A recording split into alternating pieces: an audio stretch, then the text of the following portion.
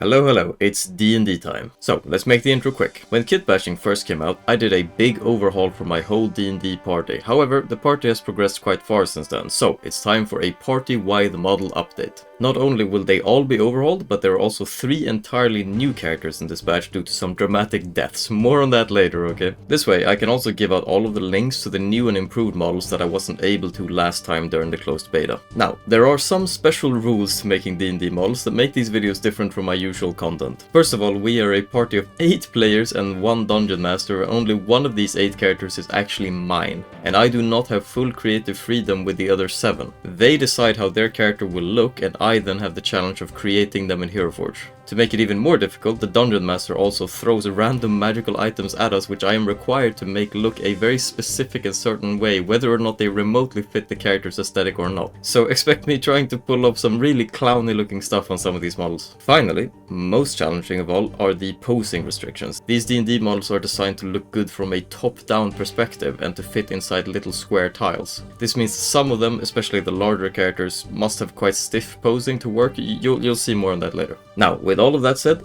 enjoy the video. There are chapters at the bottom of the video if you want to skip ahead to certain concepts. Let's go. So, as is tradition, we're starting off with Vice. I think she makes a good intro model for these D&D videos, as she kind of embodies the difficulty of making models with these specific restrictions. She is a Tiefling Fighter, and she is big and muscular and armored, not to mention that she wields a great sword, which altogether makes it very hard to fit her into one tile. Hence why her posing will look a little bit weird, don't mind that part. Anyway, in Vice's case, not all that much has actually changed with her. She's lost her shield and longsword and replaced it with a Giant Slayer greatsword, and she's now got a little magical amulet as well. Last but not least, Vice was mysteriously resurrected after dying by a vampire and is now much paler than before. I'm sure this won't have any consequences at all. I'm sure she's fine and normal and everything is okay, don't worry about it.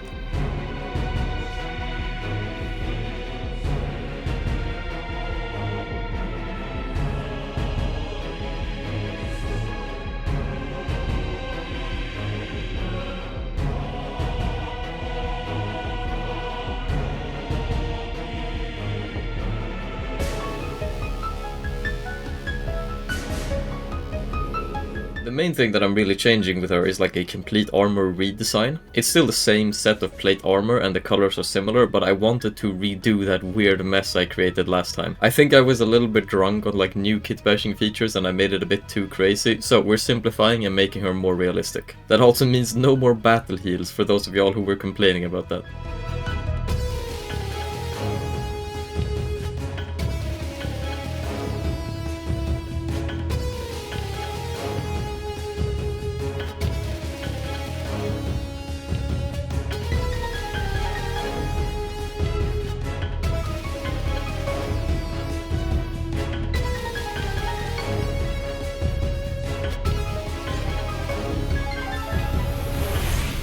So now that the bulk of the model is finished, we get to the awkward finishing touches. First of all, I need to change out her boots because Vice has a magical item called the Boots of Striding and Springing. They let her jump far, basically. You'll be seeing this kind of stuff a lot throughout the video, where if like one item particularly stands out or doesn't match very well, it's probably because it's a magical D&D item. And after that, it's portrait time. So to give some context, for these D&D models, I basically do 2 different versions. I have the top-down token, which is the most important one, right? But also a portrait version.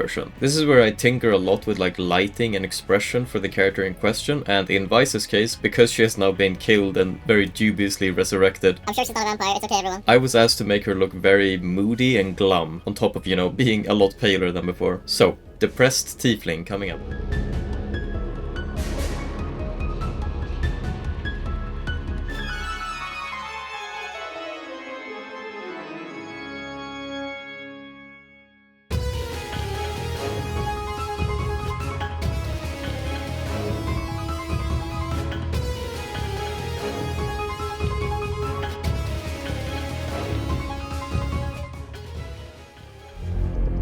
Alright, moving on. People who watched the Dragons and Kobolds video will all know about this one already, but Balgrum, the party's dwarf that I made in the last D&D video, immediately died and was replaced by a new kobold, Ix. This is a monk, and I created the first model for it in that video. However, that model was honestly quite rushed, like it was just a template part of the larger batch. And it was also meant to look very scrappy, as Ix was introduced to the party by being broken out of a shabby prison. This time around we're going to like ditch the whole prison garb look and make him a bit flashier with the new magical items he's received, you'll see.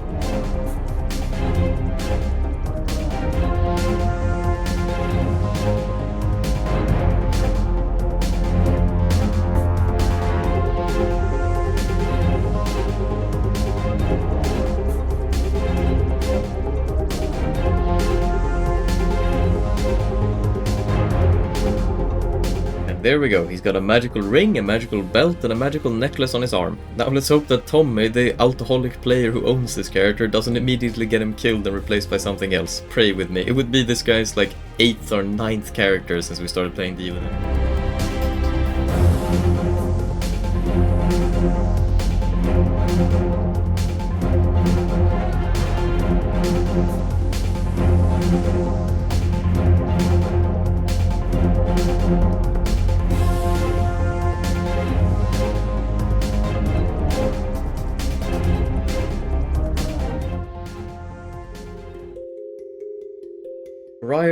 Briar, the elf. Those who have seen the earlier videos in this series will know how I feel about elves, but I'm not going to just complain, okay? This character does become more and more interesting with time, as I am able to kind of each time continuously progress how her druidic nature magic flower garbage is growing and consuming her over time. So the plan is to kind of spread out even more vines and flowers over her, as well as to do a general kind of quality of life upgrade on the rest of her clothes. That, and she's also got like a pocket zoo now as one of her magical items, so I guess she's also gonna get a cat or something. I don't know, we'll see, I'll figure it out.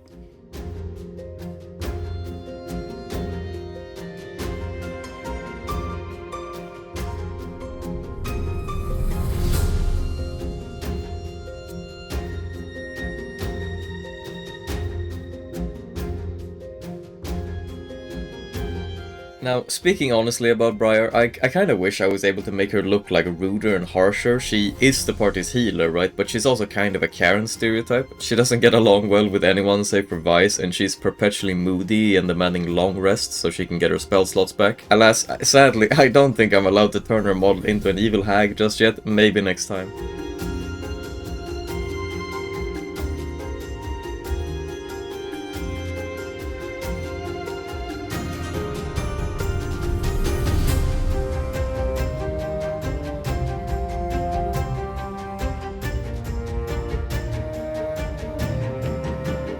And there you go, the Elf Druid has been updated. Honestly, this one required very few changes from last time, so let's move on to something with a little bit more meat on the bone.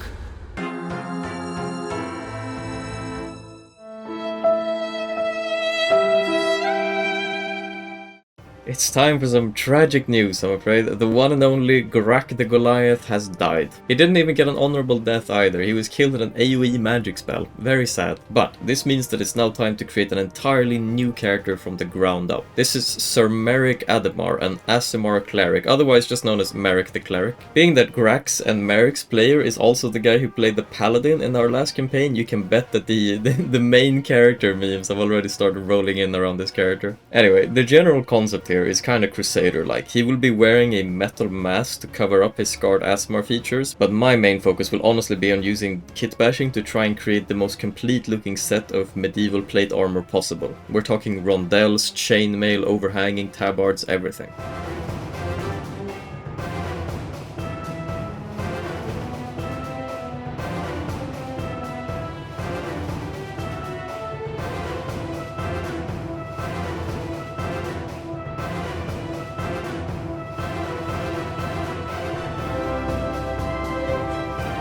At the time of this video's making, Merrick is still very new to the party and Grak died barely a few weeks ago, right? However, even if we don't really know him as a character yet, he is already proving to be like a complete nightmare for the DM. So Merrick's subclass is Twilight Domain, which, for those who aren't D&D nerds, is basically a very overpowered class who can give everyone vision and constantly shield everyone else. You know, leave it to the former Paladin player to pick something OP, right? You know it, I could not go a video without hating on Paladins.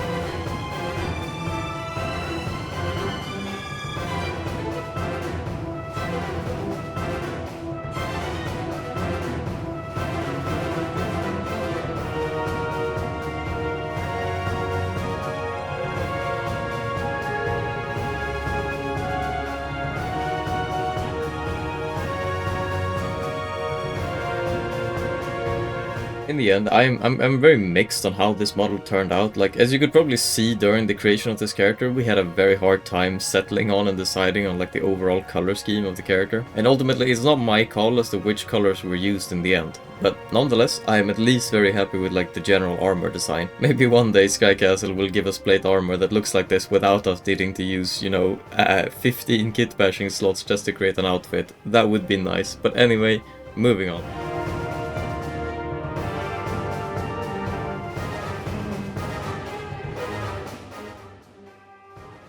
Gnome. So this is one of two of the party's wizards, and he is a gnome illusionist, also multiclassing into rogue. Now, I was honestly very happy with his design from last time, so I won't be doing any major overhaul to his look. What I do want to do is update his cloak of displacement, have a more subtle gradient, and more importantly, I need to redo his entire like upper body area due to him replacing his mage garb with an edgy skull-themed leather rogue chest piece. Whether or not that matches with his overall aesthetic, I don't know, but he is half rogue, so, you know, this is the item he got.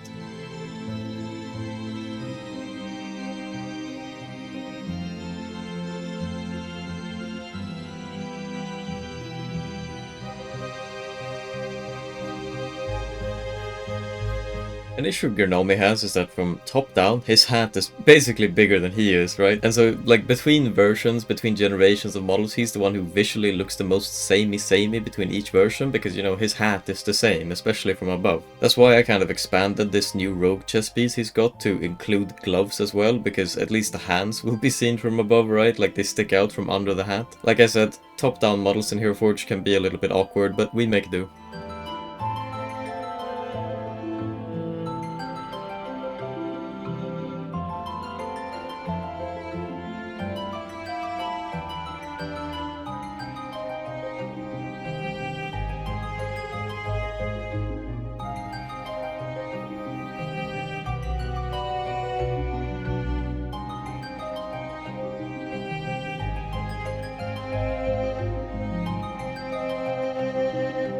And there you go. I think your Gnome out of this batch is probably the character who has changed the least, so if you want to see something crazier, go harass the player in my Discord and maybe he'll bring back Ham Hunch. Never forget Ham Hunch, okay?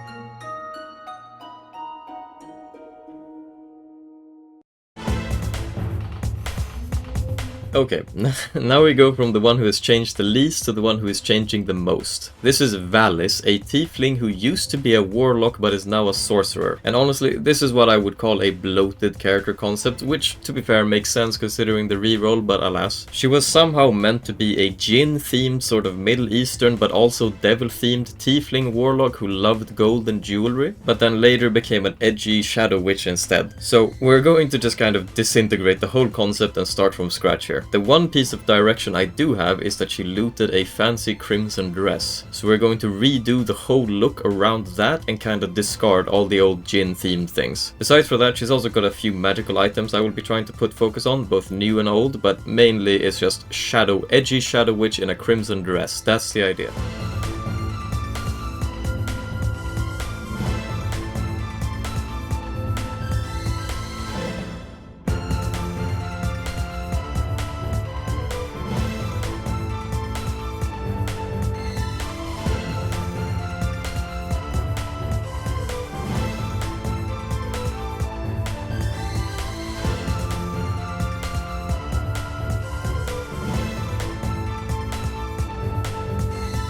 Valis also has a new magical item which I don't know what it does, but it's basically some crystallized hell essence. I grappled for a while with where to put it, but eventually I just smacked it in her hand. I realized that it would be like a good thing to do a cool claw pose around, and honestly I can't resist doing those ever since they released the creepy monster nails.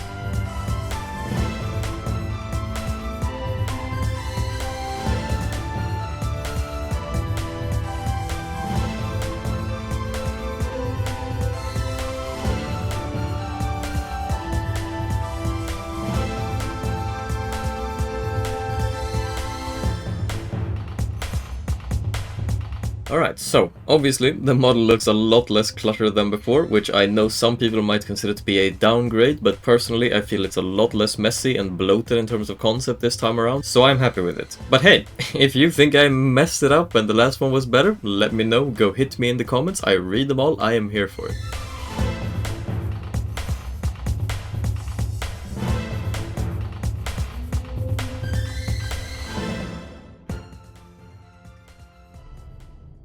Alright, the third new character here is Magnar the Mighty, but he is not born out of a character death. So, to explain, the player for Danyor has had to leave because he can't make Friday evenings anymore, but in his place an old friend of ours has joined, and he is a true Gimli fan. This is his first ever D&D character, and he chose wisely to make a Dwarf Barbarian. So in a way, this character also fills the shoes of Grak, who recently died. Now, this will be interesting for me because this will be my first ever attempt at creating classic fantasy dwarf proportions using kitbashing. Besides that, I'm basically just recreating Dwalin from The Hobbit, but as a barbarian. It'll be great. Look, we can all hate elves together now, okay?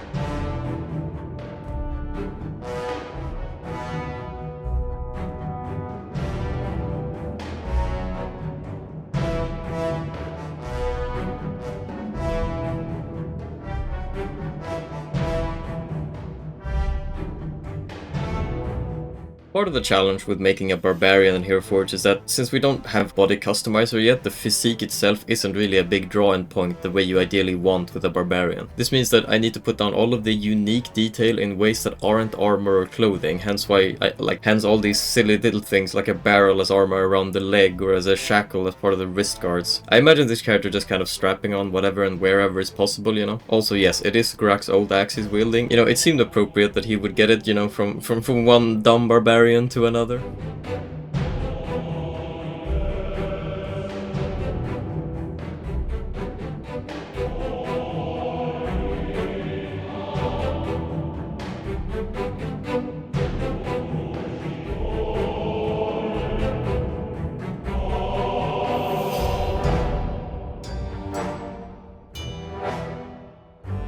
Finally, this character has picked up a magical ring called the Ring of the Ram, hence this weird little horned helmet signet I'm creating here. And with that, he is pretty much done. Welcome to the party, Magnar. We'll see how long you last.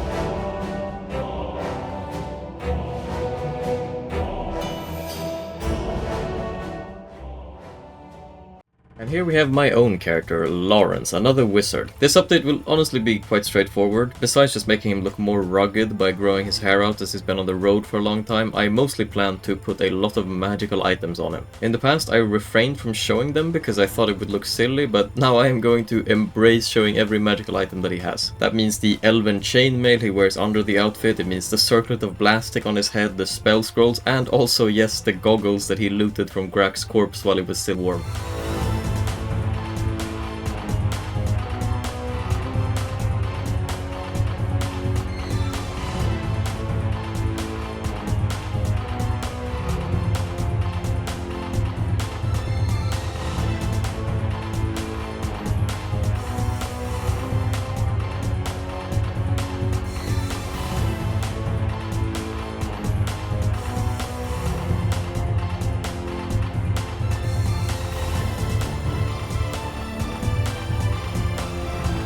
So yeah, I mean, as I said, it does look a bit crazy now, but that was sort of the aim with all of these updates. Like, if I'm not going all the way with displaying the weird magical items that they have now, then there's no point to begin with, right? Like, it's part of the game. We have to embrace the RPG spirit. That's why I've tried to commit to showing, like, all of them on every single character, no matter what. So yeah, it is what it is. Anyway, at least we don't have any Welsh-looking shields like last time, but yeah, moving on.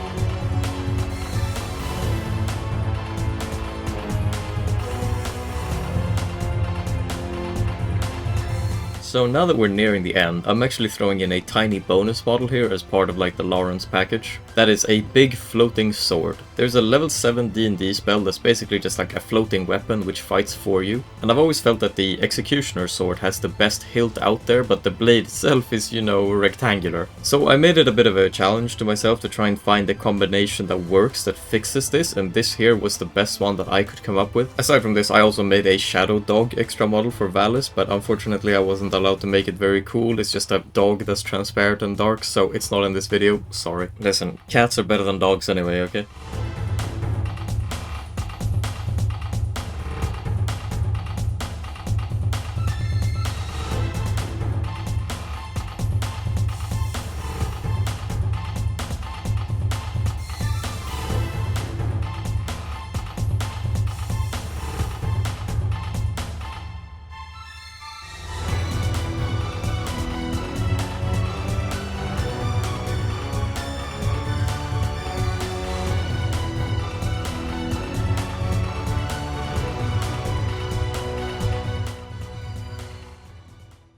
And there we have it. Now, as per usual with these D&D updates, it's time for some context and campaign information. This was obviously like a smaller video than the last D&D one. I heavily sped up the editing of this one since most of the core of the models had already been created in the earlier video. In all likelihood, this here will be the last full party overhaul I do until Sky Castle releases Body Customizer, at which point I will do a full from scratch redo of every single character again. But who knows, by then they might all be dead and we might be in a new campaign, we'll see. Now, to answer the question I always get in these videos, yes, the models after they're finished are filtered in Photoshop using poster edges and then also given custom shading to look more 3D and fit in better with the battle maps that we use in Roll20. The backgrounds of the portraits are also created in Photoshop and it's all layered together to create these kind of like immersive portraits. Big thanks to Zaf, the player of Vice, for helping out with all of this. She's a legend.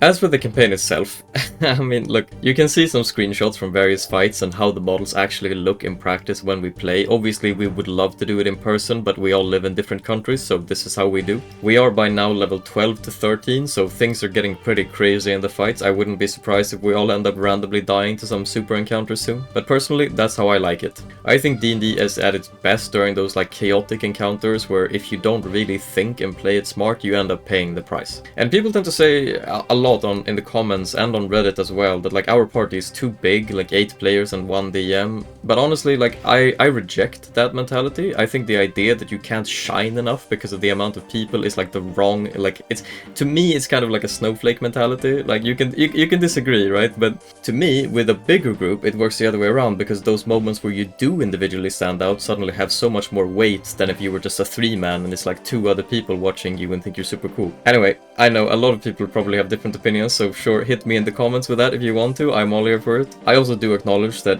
our party has the benefit of being made up of a group of friends who have known each other for almost a decade now, which probably means we have like an easier time navigating the party size than most would. But as for actual like in-character information, like for those wondering if we had fought the dragon cult that I created for this campaign in the last video, no, not yet. I think those are up and coming, but you'd have to ask my DM for that. We narrowly escaped from them last time, and our party kind of went into pseudo hiding in the Underdark and the mountains to find dwarves and giants instead. Don't ask me. But maybe now when we go back at a higher level, we won't get absolutely destroyed by the dragon people, but we will see. Anyway, enough campaign talk. I want to say finally a big thanks to my Patreon supporters. I genuinely cannot thank these people enough. Stoat Ross, Camelius, Nicholas A. Paul, Ken Hayes, Ghosty GM, Deus Mercurius Magna, Where the Box, Hidden Squid, Dread97, and Mike Horst. Thank you. Thank you all very much. And at last, if you liked the video, please press like and consider subscribing. If you disliked the video, by all means press dislike, and now, farewell.